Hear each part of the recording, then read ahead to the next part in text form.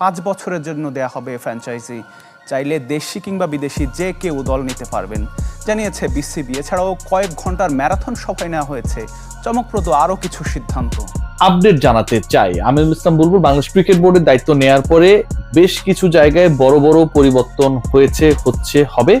BPL governing council দায়িত্ব নেয়ার পর গুরুত্বপূর্ণ কিছু ডিসিশন নিয়েছে, যেই ব্যাপারগুলো হয়তো আমার এই রিপোর্টের পরেই প্রকাশিত হবে এবং পরের বিপিএল হবে।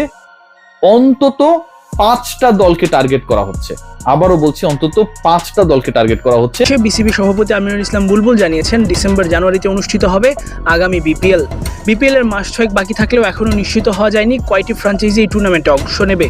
এমনকি কোন ফ্র্যাঞ্চাইজি থাকছে তাও নিশ্চিত নয়। তবে বিসিবি সভাপতি নিশ্চিত করেছেন, নতুন ও পুরনো ফ্র্যাঞ্চাইজি যারাই আগামী আসরে অংশ নেবে তাদের সঙ্গে 5 বছরের চুক্তি করবে বিসিবি। শুধু তাই নয়, বিদেশি একটি এজেন্সিকে দিয়ে এবারের বিপিএল পরিচালনা করা হবে। এতে করে আইপিএল, পিএসএল এর ফ্র্যাঞ্চাইজিগুলো সহজেই বিপিএল এ দল নিতে পারবে।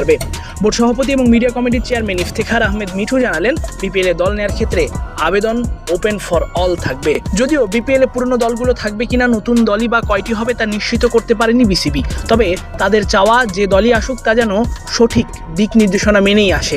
গতবারের মতো রাজশাহীর অভিজ্ঞতা আর বিপিএল এ ফিরে আনতে চান না তারা। বিসিবি থেকে যে ক্রাইটেরিয়া ঠিক করা হবে সেগুলো যারা ফুলফিল করতে পারবে তারাই পাবে দল, সংখ্যাটাও সেই অনুযায়ী হবে।